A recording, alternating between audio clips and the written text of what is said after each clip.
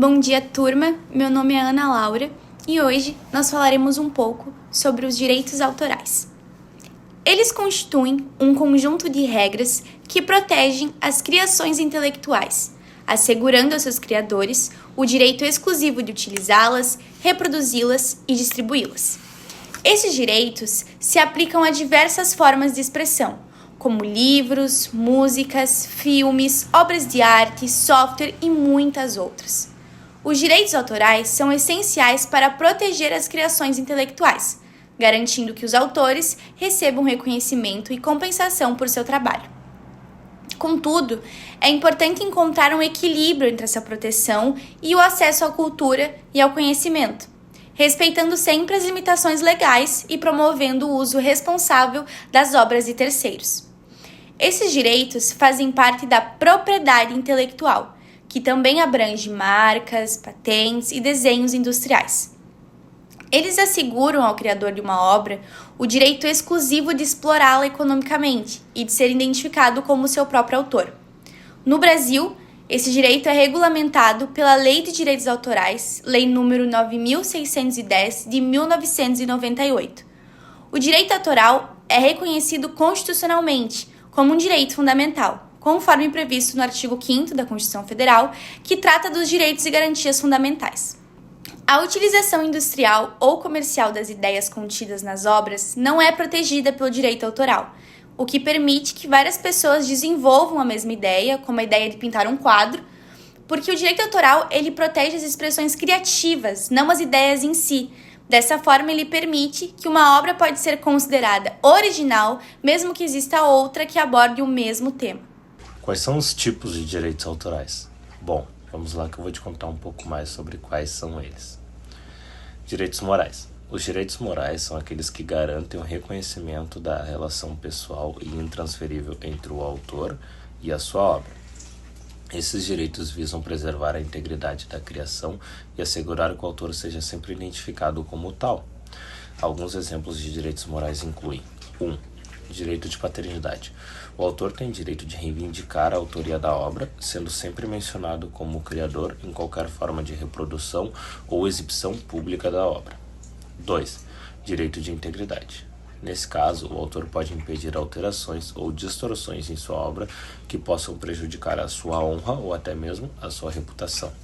Por exemplo, se alguém tentar modificar uma pintura, um filme ou um texto de forma que altere a mensagem original que a obra quer passar, ou até mesmo a sua estética, o autor pode se opor a essa modificação. Além desses direitos já citados, que é o direito de paternidade e o direito de integridade, temos outros dois direitos, sendo eles direito de retirada ou chamado direito de arrependimento também. Nesse caso, o autor ele pode retirar a sua obra de circulação, caso ele entenda que essa obra já não mais represente sua visão ou seus ideais, mas isso geralmente custa indenizar aqueles que adquiriram os direitos patrimoniais da obra. 2. Direito de modificação. O autor pode fazer alterações na sua obra, mesmo depois de publicada, desde que essas modificações não prejudiquem os direitos adquiridos por terceiros. Por fim, os direitos morais, então, eles são perpétuos, inalienáveis e irrenunciáveis, ou seja, eles permanecem com o autor e seus herdeiros para sempre, mesmo que a obra seja vendida ou transferida para outra pessoa ou outra entidade. Bom dia, sou o Luigi e eu vou explicar quanto aos direitos patrimoniais. Os direitos patrimoniais estão ligados ao aspecto econômico da obra. Eles oferecem ao autor o poder de explorar financeiramente a sua criação, autorizando ou proibindo a reprodução, distribuição e outras formas de utilização da obra.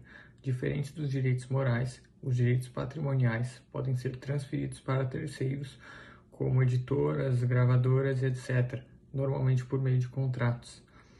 Algumas formas de exploração incluem a reprodução, que é o direito de reproduzir cópias de obras em diferentes formatos, que podem ser físicos ou digitais, como imprimir livros, replicar CDs ou DVDs, ou disponibilizar downloads. Outra forma é a distribuição, onde o direito de controlar a venda, o aluguel ou distribuição gratuita da obra, seja em lojas físicas ou plataforma online. Exibição pública, o autor ou detentor dos direitos patrimoniais controla a exibição pública da obra. como em cinemas, exposições ou transmissões por rádio e TV, tradução e adaptação, que é o direito de permitir a tradução da obra para outros idiomas, ou adaptações para outros meios, como transformar um livro em filme. Portanto, no Brasil, os direitos patrimoniais têm uma duração de 70 anos após a morte do autor. Após esse período, a obra ela entra em domínio público.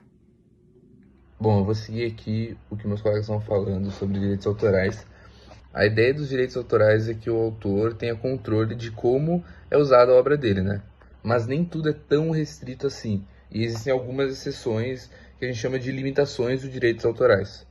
O primeiro exemplo a gente chama de cópia privada, que é quando, por exemplo, tu compra um DVD e esse DVD tu não vai distribuir, tu só vai usar ele de consumo próprio. Só tu vai ouvir. Não precisa pedir o direito autoral para ouvir para ninguém. Então essa é a primeira limitação, para uso próprio. Outra exceção seria a citação, que seria no caso quando alguém está falando em algum artigo, por exemplo, e quer mencionar o que um autor falou. Ele pode mencionar, ele pode fazer citação, só é necessário que ele bote os créditos, né, do autor devido para essa pessoa. A terceira forma seria o uso em sala de aula. Um professor pode botar um filme, uma série, alguma coisa de um autor sem pedir para ele a permissão, contanto que seja com fins educacionais e sem fins lucrativos, né? Não faria sentido, por exemplo, ele botar um filme e cobrar ingressos dos alunos para ver. Aí ele teria que pedir para o autor pegar uma parte. Então, essa é a terceira. E a última é a paródia. Bom, contanto que a paródia não ofenda o autor, não ofenda a obra, ela está perfeitamente adequada nessas exceções aí. Então é tudo certo fazer uma sátira, né? Leve, engraçada, seja o que for. Bom, então para finalizar, essas regras estão basicamente aí para a gente conseguir equilibrar esse direito do autor e também conseguir espalhar a cultura, né? Sem, claro, nunca denegrir a imagem do autor ou fazer com que ele saia em desvantagem, né? Então a gente consegue esse equilíbrio dessa forma. Bom, da minha parte é isso. Agora eu vou deixar que o meu outro colega vai explicar outro assunto, tá? Vai lá. Uma obra ela entra em domínio público quando o prazo de proteção, o prazo de pertencimento dela se encerra, ou seja, quando os direitos patrimoniais se expiram. A partir do momento que esse prazo se encerra e que esses direitos patrimoniais deixam de existir, qualquer cidadão pode utilizar essa obra, pode desfrutar dela sem a necessidade de uma autorização ou pagamento de royalties. Ainda sobre o prazo de proteção dos direitos patrimoniais, no Brasil esse prazo é de 70 anos, contados a partir de 1º de janeiro do ano seguinte ao da morte do autor. Para obras de coautoria, o prazo começa a contar a partir da morte do último autor sobrevivente. Após esse prazo, a obra pode ser livremente copiada, distribuída e adaptada. No entanto, o direito moral de ser reconhecido como o autor da obra continua, ou seja, o nome do autor original deve ser sempre associado à obra. Sobre as consequências do uso indevido dos direitos autorais, esse uso não autorizado pode gerar consequências gravíssimas e muito sérias, tanto na esfera civil quanto na esfera penal para quem o comete. Na esfera civil, quem comete esse uso indevido pode ser processado pelo titular da obra e ter que pagar a indenização por danos materiais, por danos morais ou até mesmo cessar a distribuição dessa obra ou a comercialização da mesma. No âmbito penal, a Lei dos Direitos Autorais brasileiras também prevê sanções em relação a isso, para crimes como a pirataria, que é a produção indevida, sem a devida autorização, né, de livros, músicas, DVDs, etc. Esse crime de pirataria pode gerar uma detenção de até 4 anos e multa para quem o pratica. A reprodução e a distribuição não autorizada desses materiais também se caracteriza como um crime previsto na Lei de Direitos Autorais brasileiras. Esse crime pode gerar uma detenção de 3 meses até 1 ano e multa.